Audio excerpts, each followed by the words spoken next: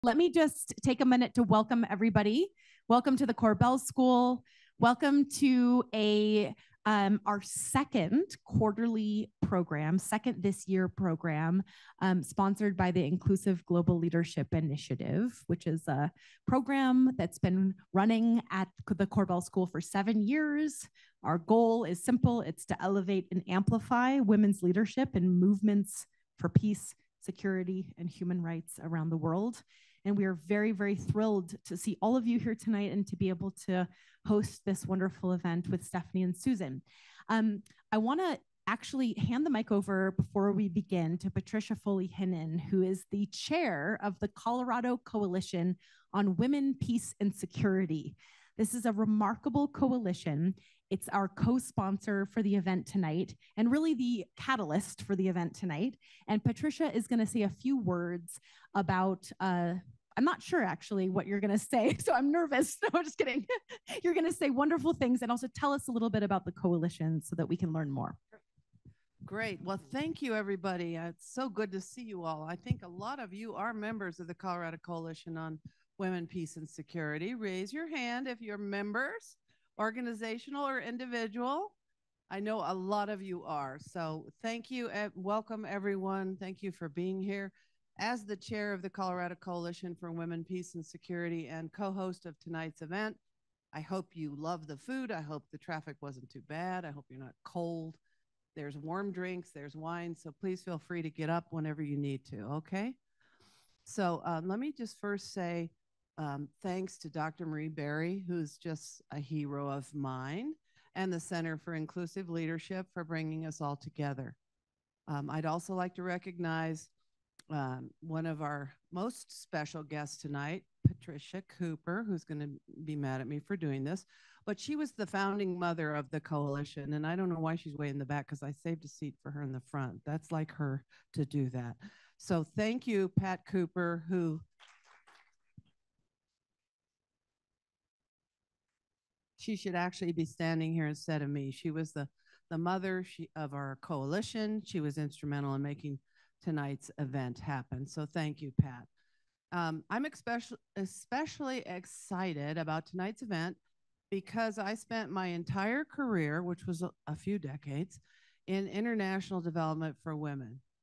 I did Peace Corps tours in 2 countries in Africa. I spent 20 years working for Congress and a decade at the State Department.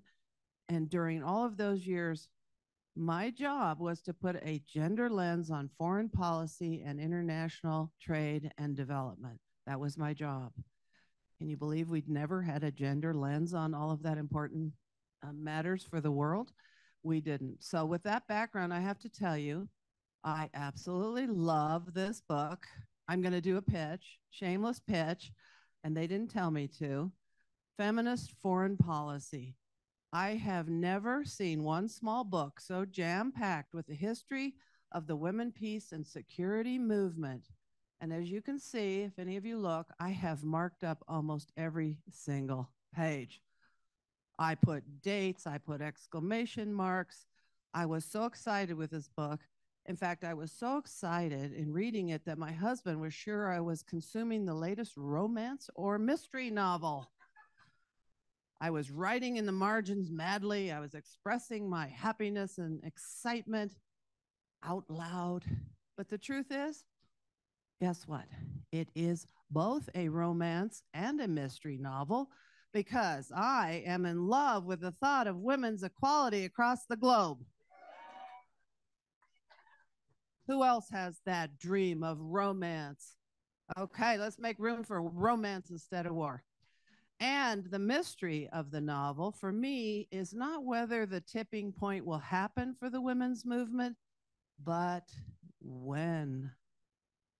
When will we have had enough? When? So all of us, we're part of a movement. And tonight we celebrate this fabulous book. Everybody should buy one, and they're going to sign them for us. Buy this book. We celebrate this fabulous book, and we celebrate each other for our activism. Everybody in here, raise your hand if you're not an activist. Okay, that means you're all activists, right? We will no longer be marginalized or sidelined. We demand a seat at the table so we can create a better world for everyone. Thank you. I was just saying, Patricia's going to introduce all of my events from here on out because that was wonderful. Thank you so much. And all of the book sales. All right. So I have the good fortune tonight. My name is Marie Berry, by the way. I didn't actually introduce myself. I direct the CE Center for International Security and Diplomacy, and I'm half of your professors. So most of you are, you know me, but I'm really delighted to be able to introduce our featured guests, the author of this really important book tonight. So let me start by introducing Stephanie Foster. Stephanie has very deep and broad expertise in women's economic and political empowerment, having spent decades on Capitol Hill in the executive branch, in the nonprofit sector, and in the law. Notably, she has been fighting for women and girls her entire career, including in Afghanistan, monitoring elections in Ukraine, representing the US State Department all over the world in the Office of Global Women's Issues, and serving as a chief of staff in the US Senate. She's worked, traveled, or lived in over 100 countries. And she's also a founding partner of Smash Strategies, which provides strategic advice to corporations, institutions, and philanthropists to ensure that their investments in women and girls are effective and transformational. I think this applies to Susan as well. Susan Markham, welcome. And Susan currently serves as director at the Halifax International Security Forum. And if I can quickly take a interruption in your bio, I'd like to ask all of the Halifax International Security Peace Fellows to raise their hand. We've had a wonderful day. Oh, you're all, I love it. Welcome. Welcome to Denver and to Colorado. We were very lucky at the CE Center to spend the day with these remarkable women leaders they're all mid-career officers from different NATO countries, and they bring with them a combined 300 years of expertise and of service to their countries, and just so much kind of brilliant knowledge that I got to participate in and hear about today. So welcome. And Susan is the director at the Halifax International Security Forum that brings them together. And so she oversees this fellowship and does many other things, including co-founding Smash Strategies. She's a former USAID senior gender coordinator, former director of women's political participation at the National Democratic Institute, and a lecturer at many universities. And so both of these really remarkably accomplished and experienced folks are with us tonight, and I think we have lots of questions for them. I want to actually hand the mic over tonight. Many of you have seen me moderate events for the Inclusive Global Leadership Initiative.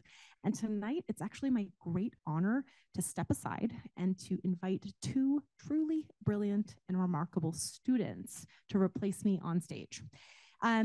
Yes, these students took my gender security and human rights class last spring or last winter, and they knocked every assignment out of the park, if you will.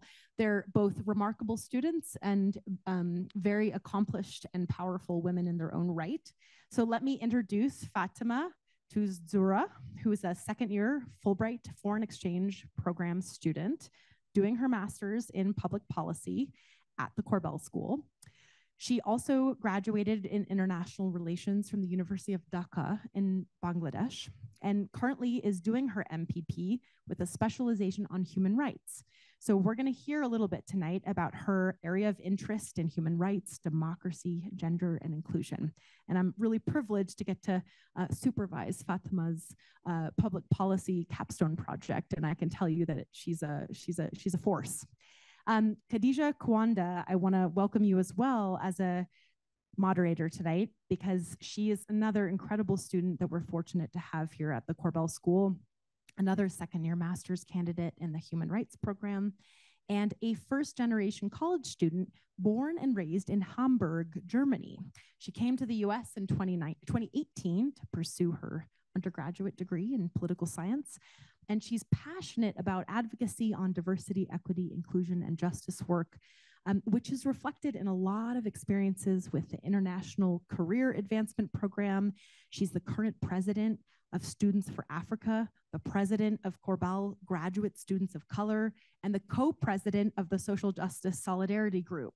So hats off to you, Khadija, for all of that remarkable service to this school. Yeah. So let me welcome Fatima and Khadija to the stage and truly hand the mic over to moderate this event tonight.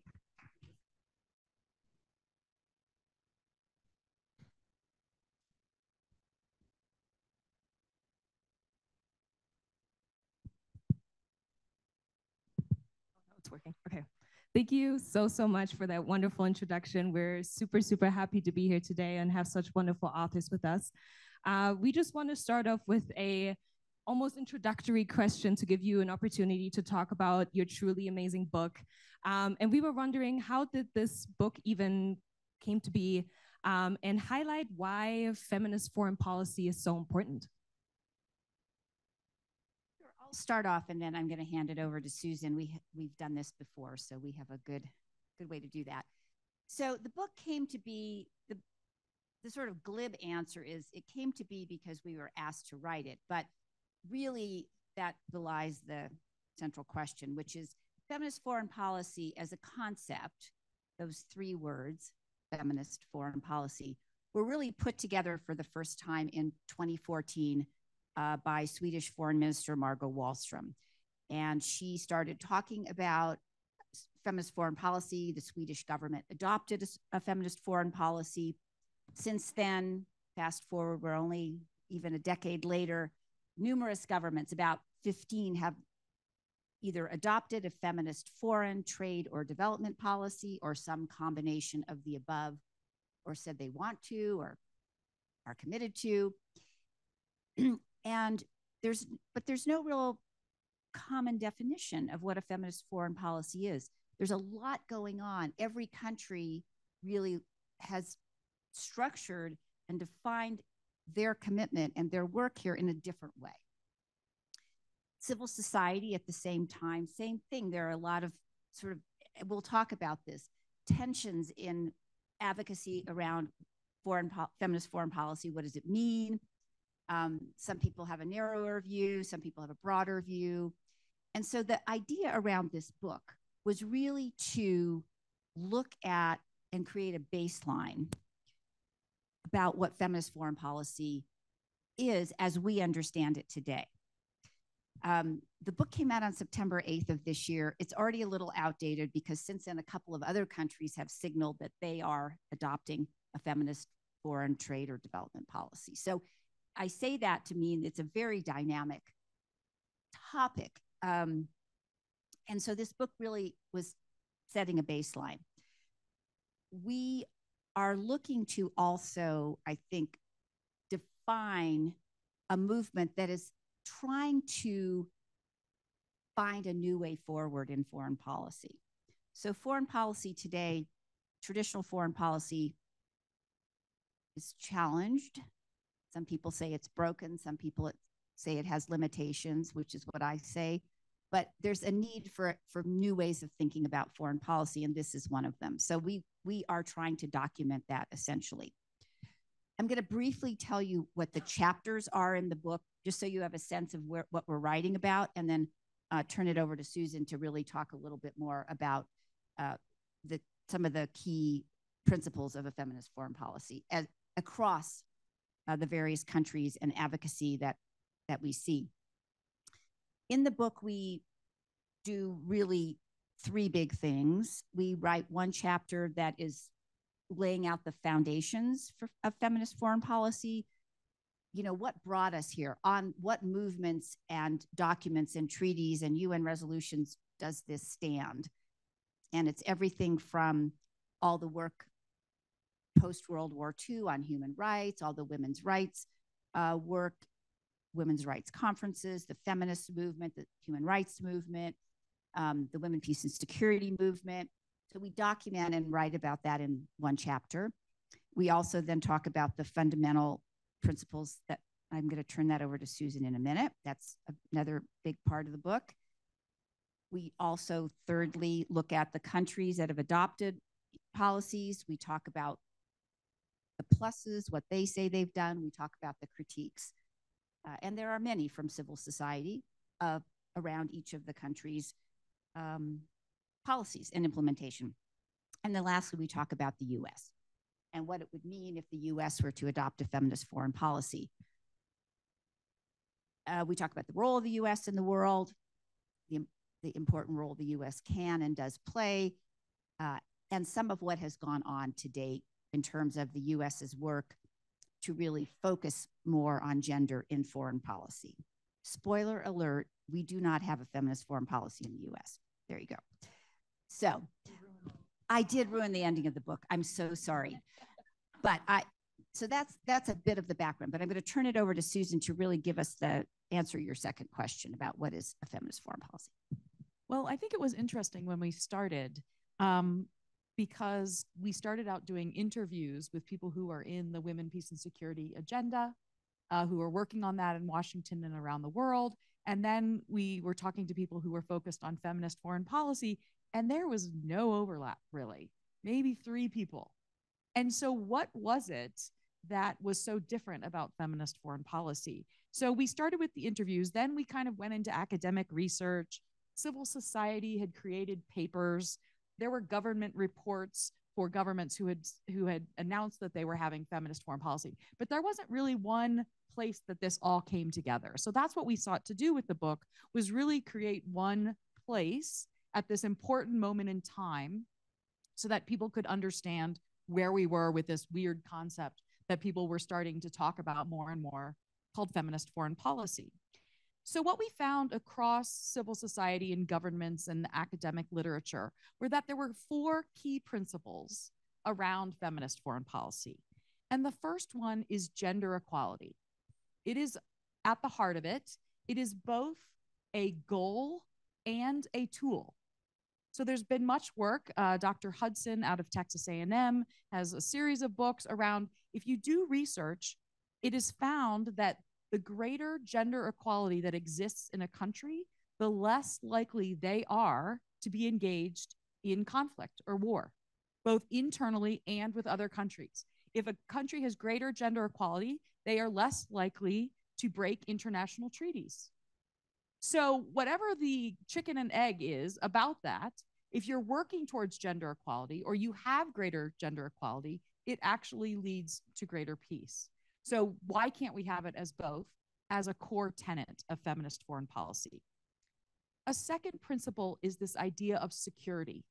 And it really broadens the definition of security beyond men with guns talking to other men with guns about men and guns, right? What are the issues? How do I feel secure, right? Can I walk home at night safely?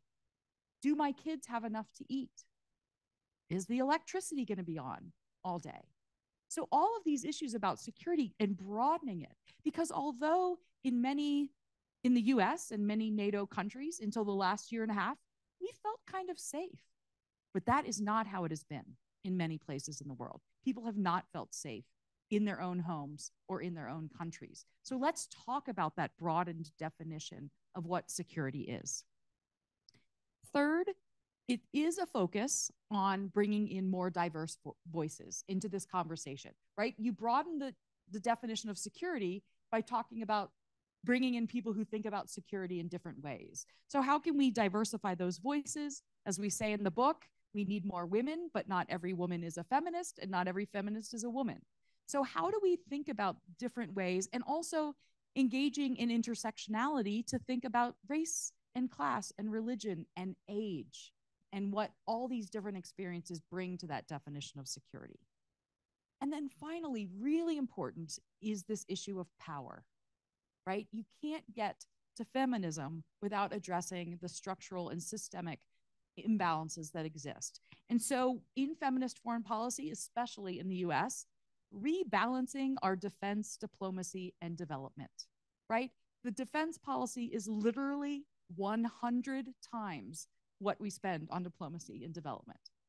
You're not going to get to a more peaceful place if everything you're spending is on weapons. And while that is an important aspect of our policy, it can't be the one we go to time and time again because that's what we've invested in. So it's always the answer to the question. But also rebalancing power is taking into account those impacted by our feminist foreign policy, by our foreign policy. So it's not just looking at how we keep our nation safe, but is our foreign policy actually making us less safe because we're not taking into account? It's no longer government to government foreign policy. Citizens, civilians are largely impacted by conflict these days. So how are we taking those voices into account? And then we also, within that power rebalancing, we have to take into account systemic issues like colonialism and racism, because you're never going to get to that rebalancing of country power without addressing those as well. Thank you so much for that, really.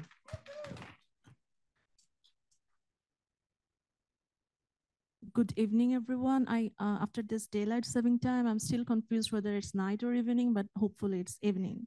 So yeah, I just wanted to ask, like, there are a lot of perceptions on feminism, but why it is feminist, foreign policy in terms of why it's feminist, and does it challenge the typical patriarchal structure and typical gender norms of the society? And is it sufficient to change the traditional foreign policy perspective? I think it has the potential to do it. I mean, that's one of the reasons we danced around the title feminist forever, because if you have feminist in the title of your book, a certain number of people are never going to click on any link associated with that. So, but Sweden had called it feminist foreign policy, other countries, and so that's the name of it. And it really does crystallize this idea of feminism. In addition, using the word feminist is bold.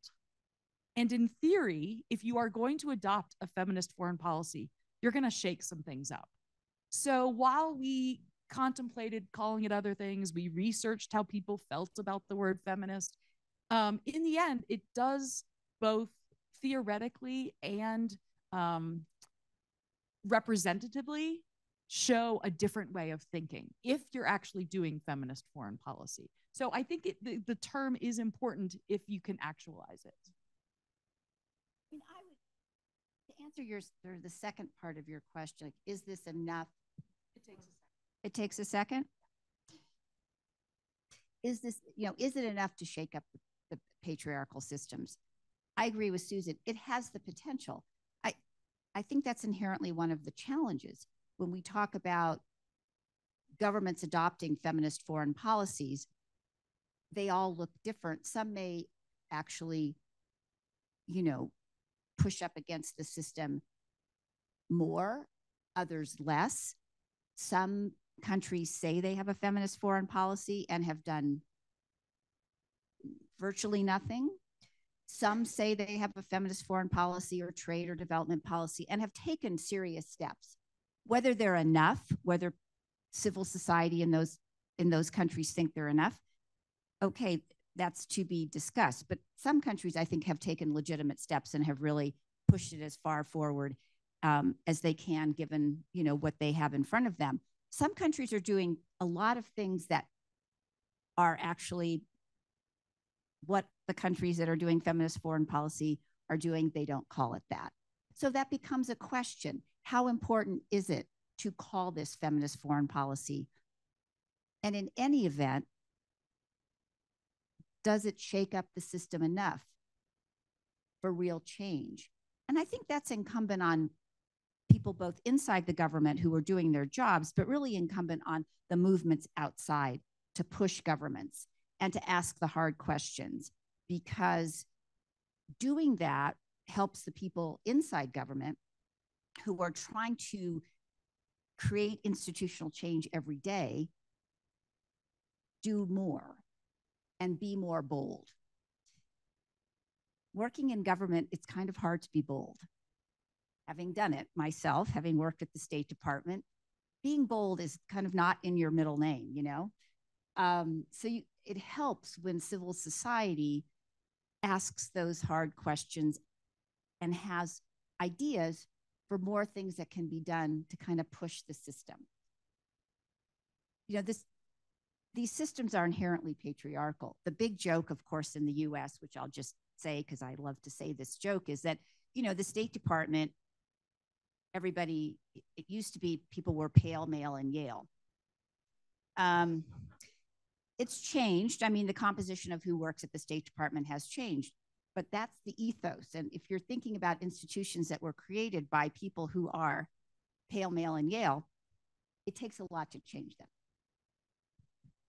Yeah, thank you so much for touching a little bit more on how we can really create institutional change. I know you both have such beautiful and vast experiences in advocating for women and girls all over the world. And I was wondering if you, Stephanie, could talk a little bit more about your experiences in Afghanistan specifically, and looking at like how does a feminist lens or gender lens kind of like is being put into practice within your experiences?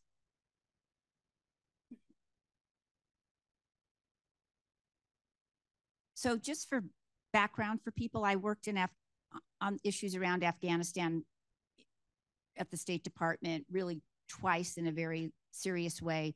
Once I served at the embassy in Afghanistan in 2012, 2011, 2012, 2013 era, and I was there for an NGO as well in that time period.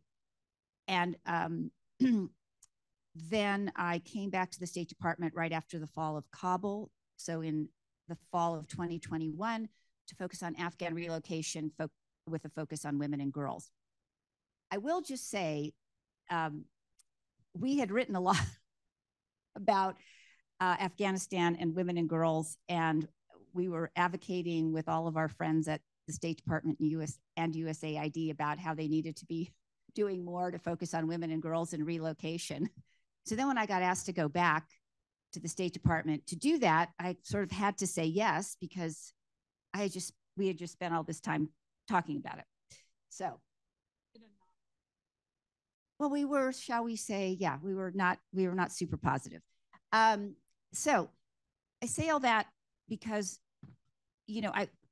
I don't feel, despite having worked on Afghanistan for a fairly, intensely over several years, I mean, I think Afghanistan is a really hard issue. It's a very difficult country, I think, to understand if you're not Afghan. That's probably true of every country, but it is certainly true there. I think women there are, obviously the statistics are women in Afghanistan have faced tremendous challenges, not just now, but in the first go round of the Taliban. Banning girls from school, banning women from working, banning women from going into public parks. Women can't go out without a male mahram, a male escort. I guess that's the right word.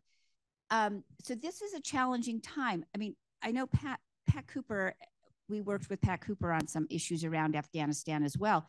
And having said all of that about the challenges that Afghan women face, there is a lot of resilience there, and there's a lot of expertise. And for me, what I tried to do when I worked at the embassy was to support women and women's groups and civil society that were trying to build a better Afghanistan.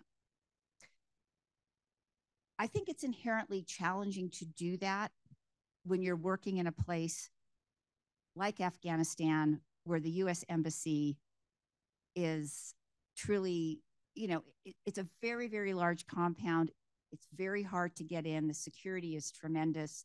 And so think about who is willing to come meet with you at the embassy, not just in Afghanistan, but I'm going to use this example. So you tend to meet with the people who feel comfortable enough going to the US Embassy. For the most part, they speak English. You're talking to a really small group of people. So I felt, in order to do my job well as the person working on women in civil society, I traveled around the country a lot and met with a lot of women's groups in civil society. Did I still meet with, massive sort of people at the grassroots? Probably not, but it was a much better way to get a sense of what was going on in the country than sitting at the embassy and waiting for people to come talk to me.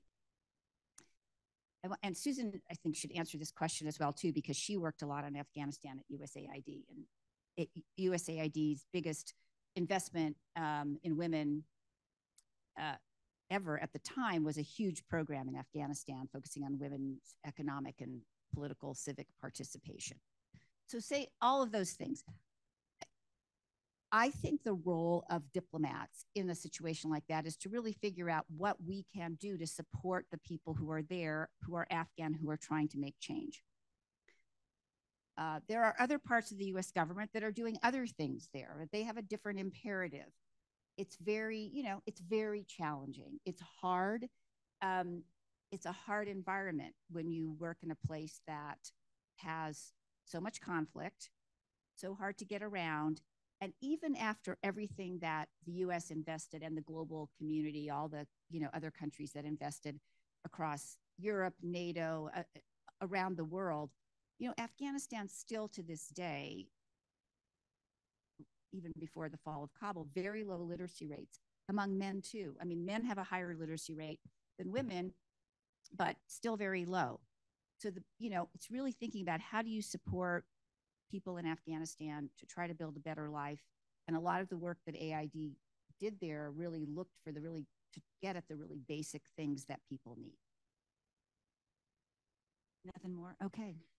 Well, to touch a little bit more on what you were just talking about some of the systemic obstacles to some of the wonderful work that you're doing, I was wondering, Susan, if you could talk a little bit more about your experiences advocating for women within the military specifically, and we touched about this early on a little bit as well.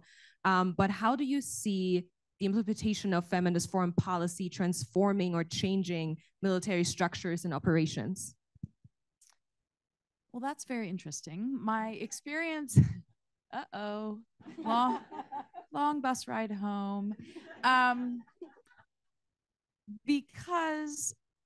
So there is a tension in feminist foreign policy because, in a way, I need to burn it all down, right? Like, it's a system for men, by men, colonial structure, but what we tend to bring is our reality experience of how could this actually work in government. So Stephanie won't let me burn it down, right? She keeps taking the matches away. And so I also, at the same moment, would like to increase women's participation in politics, in diplomacy, in government, in the private sector, in every area of life until we reach 50%, because it just seems natural. So I want more women in the military, but I also want to fundamentally change the focus of our work. That the military is not the answer to every problem we have. And there have been letters written by our generals to the Congress saying, please give more money to the State Department and USAID so that we don't have to buy so many bullets. Because if we think more broadly about these ideas that, peace and conflict, peace and war are two sides of the same coin. People who serve in the military don't seek conflict. They are seeking strength and deterrence, as we've heard many times in order to avoid conflict. But we have to think about more than strength and deterrence as our as our main tools. So I at some point, like 3 years ago, the largest defense contractors who are with the U.S. military, all 4 had female CEOs. I was like, is that progress? I don't think so, right? Like, the goal is, I do want women in leadership because I think that women often think about things in different ways. They bring different experiences, but I also think we need to change the institutions at the same time. And that will not happen because women are there. It helps, but it's a bigger structural issue. So it's very complicated. And I'm constantly dealing with my own thoughts about how to be realistic about what the role is of the military, which is to keep us safe, to protect the homeland, but also trying to convince people who that's their job to think outside the box on ways to do that. And so I want women to serve, and I want their skills to be valued, and I want the values that they bring to be appreciated. But I also would like more women ambassadors and secretaries of state and heads of mission and heads of civil society and a woman president. Like, I just want to think holistically about how we think about our foreign policy.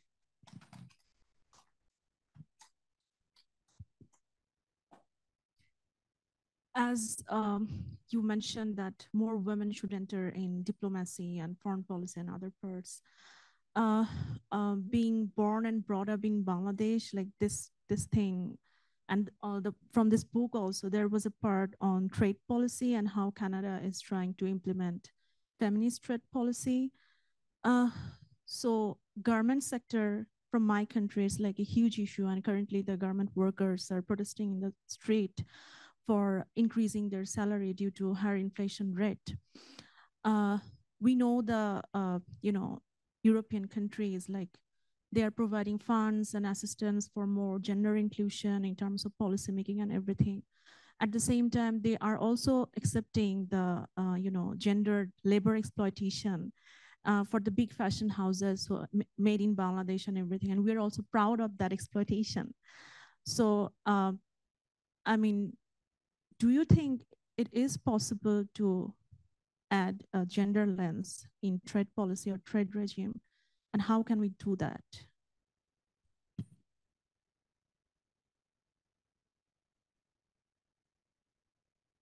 As you say, I mean, Canada has a feminist development policy, a feminist trade policy, and an ambassador for women, peace, and security. No feminist foreign policy, oddly. Although some, okay. Norway also is focused on trade, a feminist trade policy. And Sweden did also focus on trade. As just for people who maybe didn't pick this up in our comments, Sweden did rescind their feminist foreign policy in the fall of 2022 when a new government, a much more conservative government, was voted in, which goes to a whole other set of issues we should talk about how you institutionalize a feminist foreign policy, period. But I think I think a gender lens is critical thinking about trade policy. I saw today Secretary Blinken put something out about what was going on in Bangladesh, and he was forward-leaning about the importance of, lauding the companies that are trying to do the right thing and kind of shaming the ones who aren't. But yeah, I mean, there has to be a gender lens on trade policy because trade is an aspect of our foreign policy.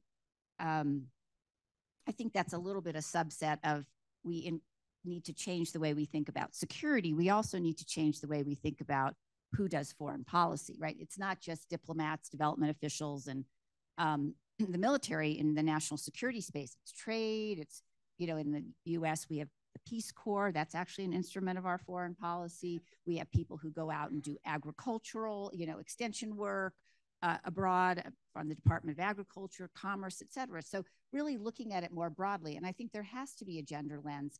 It's one of the issues that is bubbling to the surface more and more is this idea of we need to have a gender or a feminist focus on our trade policy.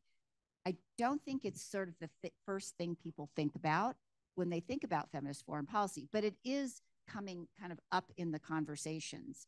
And when I was at this conference last week called Shaping Feminist Foreign Policy in The Hague, brought a lot of civil society actors together from around the world, there was discussion about trade policy. And it was one of the tensions that I think kind of started to be kind of come to the surface, which is,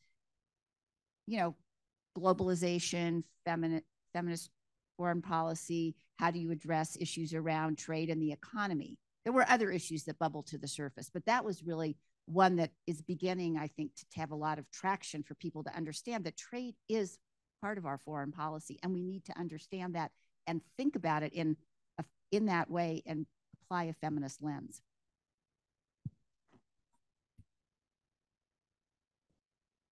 Thank you so much. From the example of Sweden, like the first country to implement feminist foreign policy like formally, in this chapter, in a chapter of your book, you also critiqued the part like how Sweden is maintaining feminist foreign policy at the same time it is like sending arms to Saudi Arabia, and they are helping, the funding of war in Yemen and killing the children there. And even a Swedish diplomat had to ask for apology to the Saudi government because they criticized the human rights record of Saudi Arabia. And their treaty continued, and still they're supplying arms to that country. So the question is, this internal commitment of feminist foreign policy is sometimes contradictory to the external behavior. So how do you like to explain this? Yeah. That is one of the weaknesses, I would say, so far about feminist foreign policy, is that you have a leader, in this case, the Swedish foreign minister, who announces a feminist foreign policy, but she hasn't really created support within her ministry or across the government. She, over the years that she served there were many documents within the government about how to implement. There was some story that I heard her tell that when she linked gender analysis to actually getting budget approval, the Google searches within the Department of Foreign Affairs on what is a Google analysis or how do I do a gender analysis was like, oh my God, because we're not going to get money until we do it, right? But she tried to implement it in the functional way. But we've seen this in other countries too, that it takes more than the political will of one person. You have to build a coalition within the government. You have to build a coalition with civil society to think, are we actually thinking in the same way? Because you're changing structures, you're changing much bigger things. And so that's one thing that we found, is that it has been very much easy to say you're having a feminist foreign policy. It is very hard to implement. And because it is hard to implement in a structural way, it's fairly easy to undo. And so not only in Sweden, just this past year, but 3 or 4 countries who've also announced feminist foreign policy will have elections over the next 12 months, including Canada. And it could all turn. And so they need to think about, how do we make it less partisan and more really talking about what the values we have in foreign policy? How do we implement this aside from one person and build it into the education and the training and the day-to-day work of people who don't have gender in their title? And so thinking about that more long-term, that's one thing too, is that any change in government is like moving a big old battleship to turn, So give it the time and energy and the money, right? Look at any of these governments. When they say they have a feminist foreign policy, does their budget reflect those values? Because if it doesn't, then it is just a really awesome speech. And it's not really the policy. And so, because that's where it comes to it. If they're willing to spend the resources, then they are investing, and it will last longer, and people are invested in it. I would add to that, and then I think one of the people who made the biggest impact on feminist foreign policy actually didn't say what she was doing was feminist foreign policy, and that was Secretary Clinton. There's been a lot written about her, of course, and her work. She really motivated diplomats at the Department of State in a way that, no one has done since, because she truly did get up every day and say, how do I ensure that there's more of a gender focus in our foreign policy, and that there's more work being done by diplomats on the ground, American diplomats, to actually talk to people who are not representatives of other governments or representatives of the elite. And so she really made that part of what US diplomats were supposed to do. When she traveled, she met with women's groups.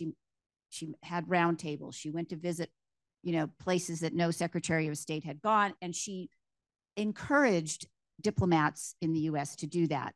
Encouraged because that became one of the things you were evaluated on your performance review, which is, important to people who want to get promoted in the Foreign Service. She never really talked about it as a feminist foreign policy. Those words were not put together yet, but she did have a tremendous impact. And I do think that diplomats at the State Department saw that that work actually made them better at their jobs. So she was there, obviously, during President Obama's term. Then there was Secretary Kerry. Then we had President Trump elected, and we had Rex Tillerson, Mike Pompeo, and then now, obviously, we have Secretary Blinken. Even with, you know, this is my partisan statement for the evening, but even with two secretaries of state that did not focus on gender as a core part of what the State Department should do, Foreign Service officers, when I went back in 2021, after the fall of Kabul, people were still working on gender. I actually think in a more intense and deep way, because those Foreign Service officers saw that when they were out in, you know, Nairobi, Jakarta, wherever they were, that engaging with women's groups and civil society helped them be better at their jobs. And so that is what you have to build in constantly, because this is a political thing. This is controversial. I am very good at making it sound very non-controversial. I know that, but this is controversial. It does challenge institutions that were built by people who are pale, male, and Yale in the United States. So we, I think, as practitioners, need to figure out, how do we help the people who get up every day, go to their computer at the State Department, USAID, DOD, US Trade Representative, whoever, want to do this work every day because they think it makes their jobs more effective and kind of more fun. Actually, trust me, it's way more fun talking to women's civil society groups than some bureaucrat. I mean, really, having done both, you're like, oh my gosh. So, but it also, I think, you know, it builds in this sense that this is what real people in that country are experiencing, and our decision maker, whether it's the ambassador, the Secretary of State, and the president, they need to know that. And I think we need to help the people inside get to that point. Yeah, no, thank you so much for that. I'm curious, now that we were talking a little bit more about the United States, and you already said that we do not have implemented a feminist foreign policy. So I was hoping we could theorize a little bit, if the United States were to effectively implement a feminist foreign policy for themselves, how would that change the United States' position on the global stage, especially considering the US's involvement and funding into ongoing wars such as Ukraine and Gaza? Well, I would like to say from the start, I don't think having a feminist foreign policy would entail the US taking a step back from its leadership role. I think some people think that that would need to happen, and I think that scares a lot of people. I think we have the role that it is. We certainly need to build more alliances and give space to other people who bring their own expertise and specialties. And so we need to build more real partnerships in order to actually make us all safer. So, but the US still has an outsized role that cannot be changed quickly. On the other hand, as I mentioned before, I think if we were effectively implementing a feminist foreign policy, we would think differently about what it means when the US says something or it does something. Boots on the ground are not the only answer, and they often send the wrong signal. And so think about how we can, as I've said before, just use different tools. Stephanie brought up the Peace Corps. When I travel, and often I need to use an interpreter because I only speak like Ohio French. You know, and I said, where did you learn English? And they're like, oh, we had a Peace Corps volunteer in my almost every time. Like the best ambassadors we've had over the past, 50 years. So let's use more of that, right? Let's do more people to people. Let's do more economic exchange. There's just so many ways. I mean, we were having a session today about the Helsinki Accords, and that this idea of having conversations just in a small way about economics exchanges, and someone's professor said blue jeans are what's going to bring down the Soviet Union, right? They'd never had blue jeans before. And so just these ideas, someone else was talking about the voice of America. Just having people talk about our experiences, that we're people, we have more in common than we have differences. We have similar goals. We have things that scare us that are the same.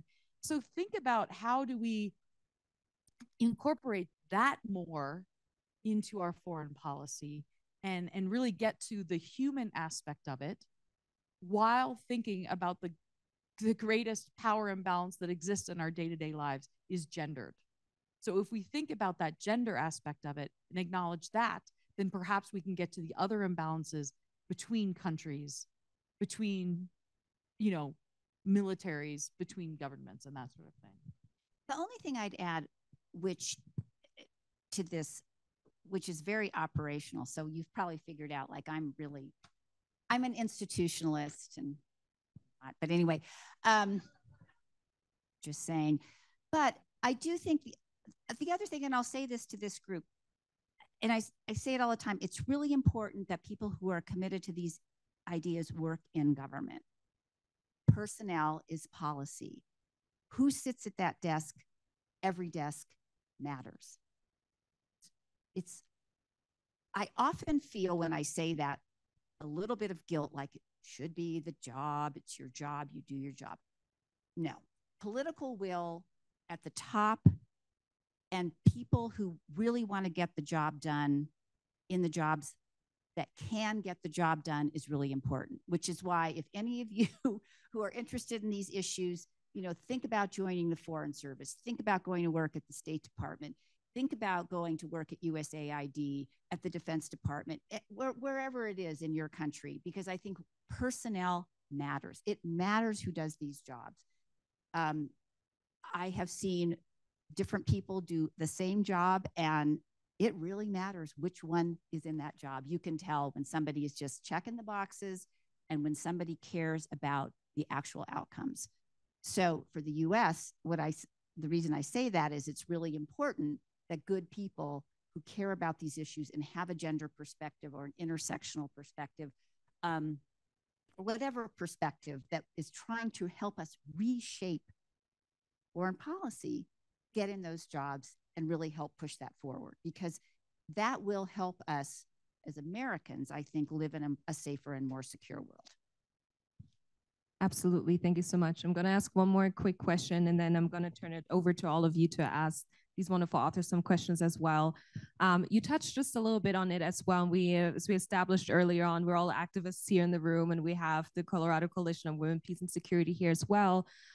So is there any advice that you can share with us on how we can all personally in our lives outside of it advance some form of feminist foreign policy, and what steps should we be taking to advocate for the values of gender, justice, and security? Domestic policy is foreign policy, right? What we do at home defines who we are. It defines who we are here in this room, in this state where we all live, and it defines us to the outside, those outside the United States of America.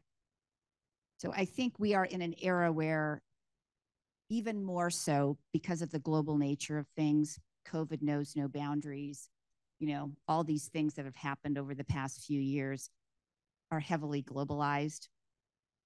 What we do to create a more equitable, just, and fair United States of America, or Colorado or California, where I'm from originally, that is foreign policy, because I think we are judged by that, by others. And if we want to be able to really represent those values abroad, we need to do our best to live them at home. That foreign policy should matter more to citizens. I mean, when you look at, I know people are worried. I used to work in US politics, and people were, we worked for years on electing a single person that we were working on. And you talk to people at the grocery store, or you go to their door, and they're like, I'm just trying to figure out my kid's Halloween costume. Like, that is so next week, right? They were just, how am I going to pay my rent? what if my car breaks down? Like, what is this going to be? And so we also need to make foreign policy more relevant, because there is no foreign domestic now, right? Things that happen in other places around the world, the supply chain, right? Trade wars, economic sanctions, these impact our day-to-day lives. And so I think the more those of us who think about what happens beyond our borders have those conversations, because it's all connected now. And so what happens here matters abroad, but also what happens in other countries and what we do in other countries impacts how our lives are going to be led as well. That reminds me again that always personal is political. It's, yeah, it's always there.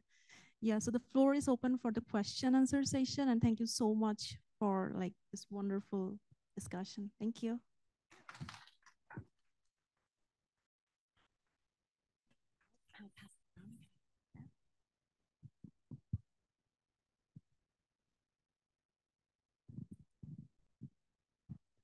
Hello, my name is Zaria, and I'm a first year master's student here at DU. And I would love for you guys to explore a little bit that last comment. I think State Department, they always say like, oh, they're terrible at marketing themselves as being important. What would it look like to get like the average American involved in foreign policy? Because as you said, most people are just worried about like getting food on the table. They're worried about their next paycheck, especially as things get like harder and harder here. And you guys mentioned before how our insecurity is now being threatened here. Yeah. Current event now is the war in Ukraine, right? That is a fundamental challenge to the world order. If a country is allowed to invade another country, destroy it economically, politically, culturally. I mean, I was at Georgetown University last month. The First Lady of Ukraine was there. She was traveling around the world. She is literally bringing books from Ukrainian libraries to other institutions who are going to hold these books until the war is over, because Russia is fundamentally out to destroy the Ukrainian culture. So this issue it's not just what's going on over there, right? If Russia wins, we are all in trouble because we have allowed that aggression to succeed. So we have to think about what that means for us, our own democracy, the importance of the system, and how we can support our allies and friends as they are on the front lines working to defeat Russia. And so what can we do to support them? So I think President Biden has made some inroads to that. I don't think he hasn't really connected, and hit the home run ball so that people are like, aha. But when you meet Ukrainians, we met a Ukrainian soldier just last week in Washington. She's in Washington meeting with members of Congress to ask for more aid because she was injured in battle. She's on her way back. She's like, I got to get back.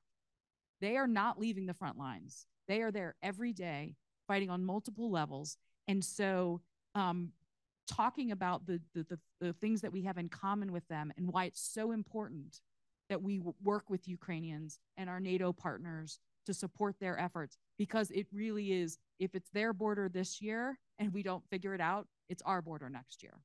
It's our friends' borders, and it's coming for us too. So we need to think about what that means to people and find ways to help them think about that issue.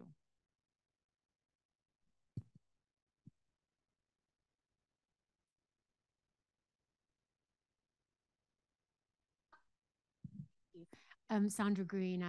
My background's in finance, but at the risk of creating a chaotic and sensitive conversation, how would you take these issues and apply them to what might have been in the Middle East in the context of what's going on now? This idea, someone asked me the other day, like, what compromises do we need to make around human rights? And I was like, if we didn't make the compromises around human rights over the past 2 decades, we might not be where we are now. We're thinking in reverse.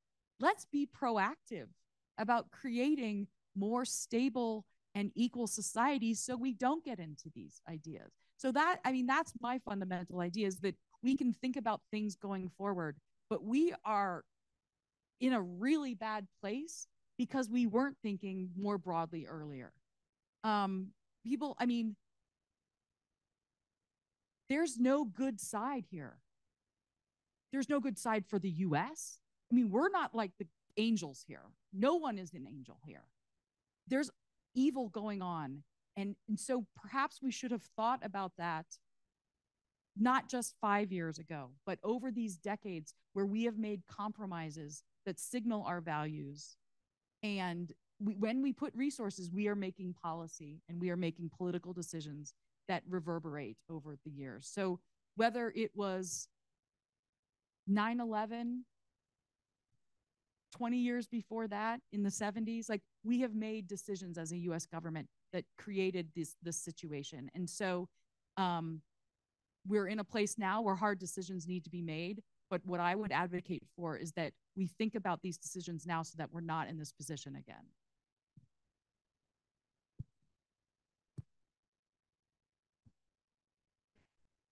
The other thing to say about all of the sort of crises that we're facing right now is that looking forward, what do we do once these conflicts are at a point where people can start talking about rebuilding societies and ensuring that as those conversations happen, that there are women and people who are affected by the conflict from whatever perspective and whatever side, and there are multiple sides in many conflicts, are in those conversations and at the table, because we can't keep going back to the way we've done these things and sort of ignore wide swaths of the population. In multiple conflicts, we do this. True, ISIS, you're right. I mean, I think a good example that we touched on a little bit, Afghanistan, there were not women involved in the talks before the fall of Kabul. And would that have made a difference? I would hope so. But in all of these situations, we need people, decision makers, not us, because we're not those decision makers, but the decision makers, those people who sit at the State Department and DOD and USAID, et cetera, they need to be thinking about how to build processes that help us get to a point where this doesn't happen repeatedly over and over and over again. Because this is not good for anyone, particularly the people who have to live with this every day, whatever, in all these conflicts. We don't live it every day, but they do. And I think we have to think about how to help encourage processes that get us to a better place globally.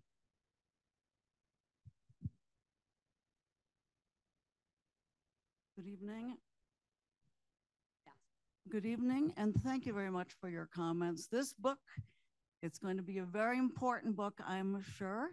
My name is Karen Feste. I'm a long-term professor here at the Korbel School, and I've been involved for the last 10 years with a group called Forward Global Women.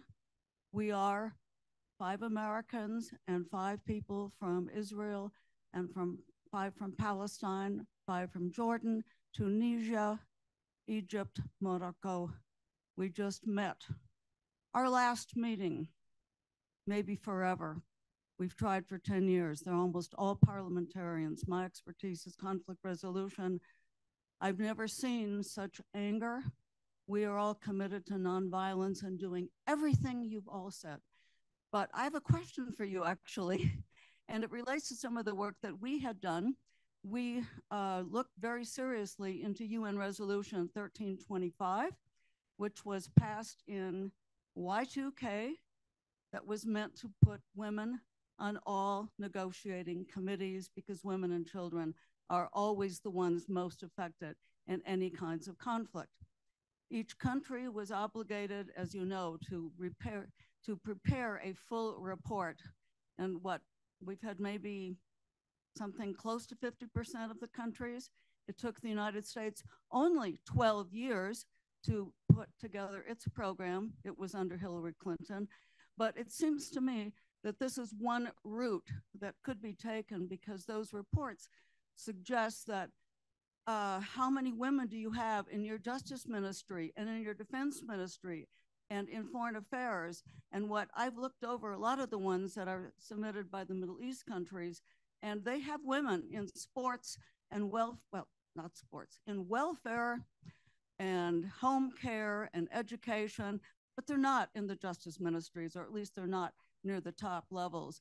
So I wonder if you can comment more about whether you see about the prospects about 1325, if it's kind of a route that can be taken on a global order, and how the United States could begin to take a positive role. Thank you very much. Sure. I mean, 1325, you know, which many of you may know is the one of 9 resolutions that are the Women, Peace, and Security agenda, I guess, globally. So they're all of them, we all talk about everything in all 9 kind of under 1325.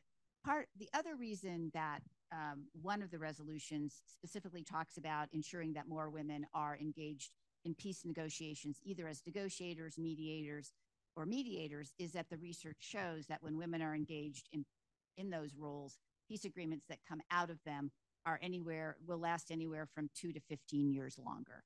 Peace agreements tend to fail on average after 5 years.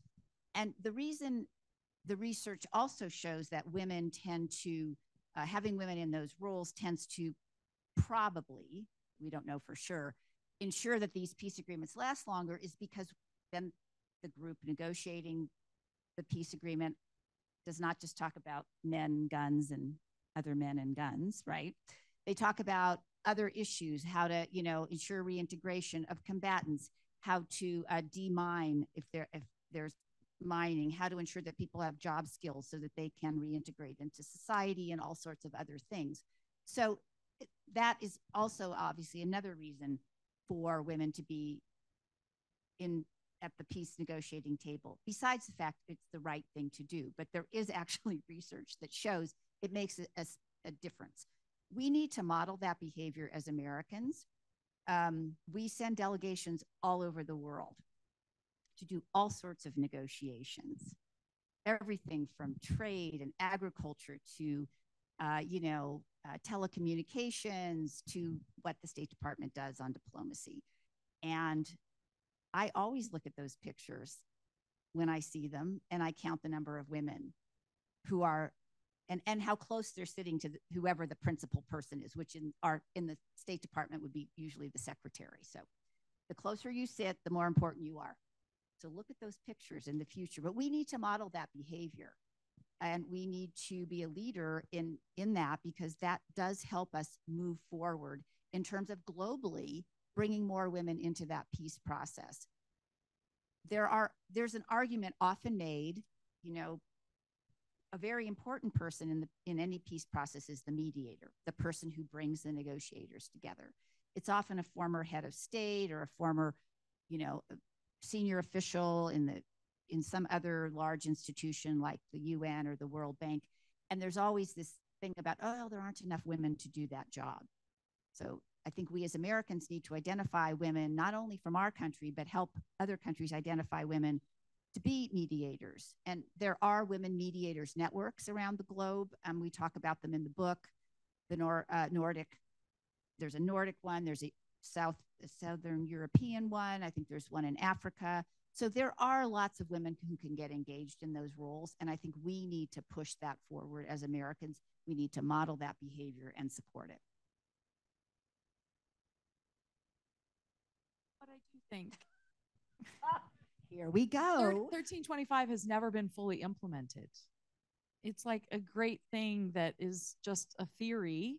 Although national action plans have been created, the U.S. passed its Women, Peace, and Security Act with bipartisan support, signed by President Trump. And then the first opportunity we had to fully implement it in Afghanistan, we didn't. So all of these things, you can have the lever, but someone's got to push it. And so I think 1325, while revolutionary at its time, has not been fully implemented by the UN or any other nation state. And so we continue to have, plug along with that. And there's certainly been progress made across our departments of defense, homeland security, state, and aid. But, it hasn't fully been implemented anywhere. And so it's the first step, and it's not the last step. Next question, please. Hi, can you hear me? Yeah.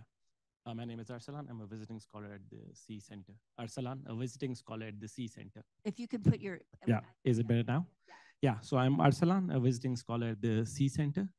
I have a short and a sort of a generic question. And this relates to the stuff that we've been talking about in relation to the global south or the non-West parts of the world being very insecure. There's an acute lack of security there, and pardon my ignorance for asking this question. How can men in the Muslim world contribute towards the prevalence of feminist foreign policy? And what does that entail for them in terms of how a feminist foreign policy will impact them? Thank you.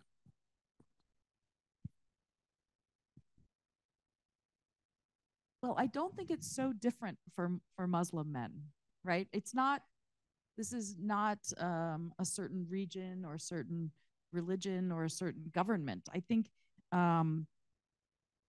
this idea of actually being partners with women leaders in your country, listening to their experience and how they may be experiencing security in a different way than you do. I couldn't believe. So my husband, he's evolved, right?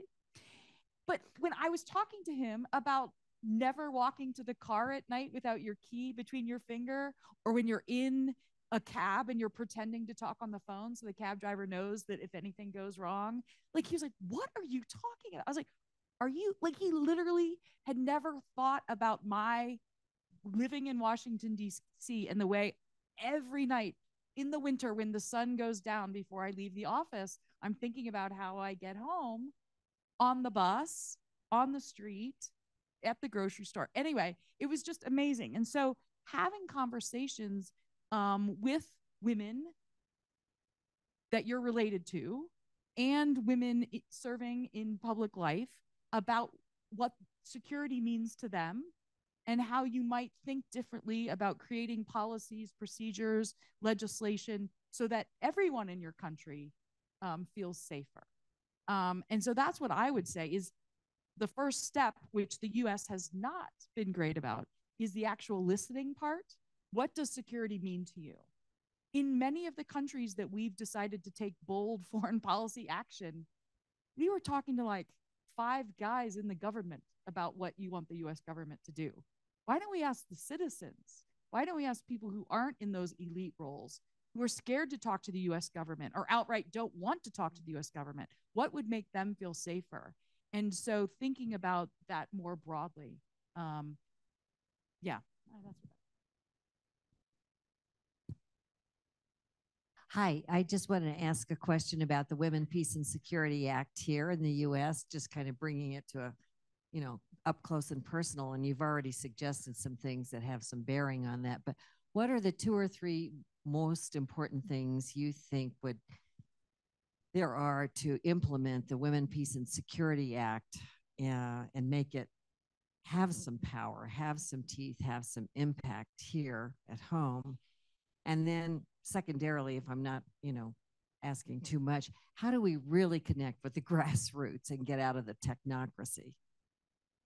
Well, I have to say, so we were, the fellows and I were at NORAD Northcom yesterday, meeting with officials and getting a briefing and on women, peace, and security, because I would say in the Department of Defense has pretty much been on the cutting edge of the women, peace, and security agenda within the US government.